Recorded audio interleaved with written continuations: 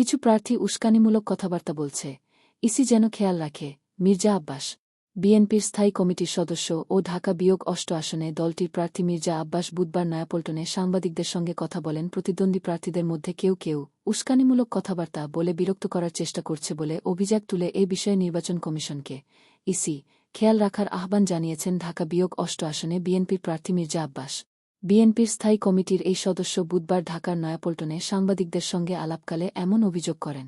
নির্বাচনী আচরণবিধি লঙ্ঘনের অভিযোগ তুলে তিনি তাদের বিরুদ্ধে ব্যবস্থা নেওয়ার আহ্বান জানিয়েছেন।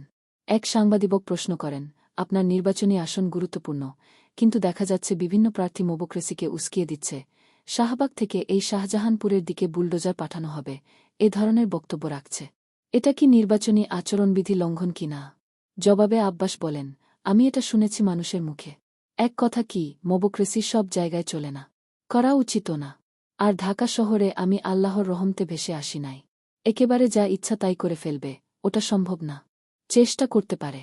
ও এখানে দায়দায়িত্ব ওদের বহন করতে হবে। তা আমার শাহজাহানপুর আসবে কেন ভাই? আমি কি অপরাধ করেছি নির্বাচনে দাঁড়িয়ে? আমি তো নির্বাচন আজকে থেকে করি না। এটা নিয়ে 5-4 বারের মতো আমি প্রতিদ্বন্দ্বিতা করছি। এর আগেও বহু ঘটনা ঘটেছে। ওগুলো কোনো বিষয় মনে করি না। যারা নাকি খুবই দুর্বল প্রার্থী, তারা সব প্রার্থীর বিরুদ্ধে এসব কথা বলবেই। আমি এগুলো খুব একটা গায়ে মাখছি না। আরেক সাংবাদিক প্রশ্ন করেন, নির্বাচন তো আর বেশি দিন বাকি নেই। আইনশৃঙ্খলা পরিস্থিতি এখন পর্যন্ত কেমন দেখছেন? আমরা দেখছি যে কিছু জায়গায় কিছু বিশৃঙ্খলা ঘটানো হচ্ছে। এর অন্য কোনো উদ্দেশ্য আছে কি না?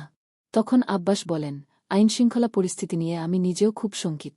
কারণ কয়েকদিন আগেও আমাদের একজন কর্মীকে হত্যা করা হয়েছে এবং গতকালও একজনের ওপর আক্রমণ করা হয়েছে। আর আইনশৃঙ্খলা পরিস্থিতিটা যাতে আরও খারাপ হয়, সেজন্য কিছু কিছু প্রার্থী এমন কথাবার্তা বলছে। আপনারা খেয়াল করে দেখবেন যে আমাদেরই আসনের কিছু কিছু প্রার্থী উস্কানিমূলক কথাবার্তা বলছে। আপনারা খেয়াল করে দেখবেন আমাদেরই আসনের কিছু কিছু প্রার্থী তাদের যে কাজকর্ম, তাদের কথাবার্তা অত্যন্ত উস্কানিমূলক। যেমন আমার সম্পর্কে তারা আজে বাজে কথাবার্তা বলতেছে। আমি এই ব্যাপারে কোনো রিয়াকশন দিতে চাই না, দিব না। আমরা চাই নির্বাচনটা সুশৃঙ্খল এবং সুন্দর হোক। তিনি বলেন, আমার এলাকার ভোটারদের প্রতি আহ্বান জানাব, তারা যেন যেকোনো রকম উস্কানিমূলক কথাবার্তা ও কাজকর্ম থেকে নিজেদের বিরত রাখেন, মানে কানে না তোলেন। কিছু কিছু লোক আসছে যারা নাকি খুব সস্তায় পপুলারিটি পেতে চায়।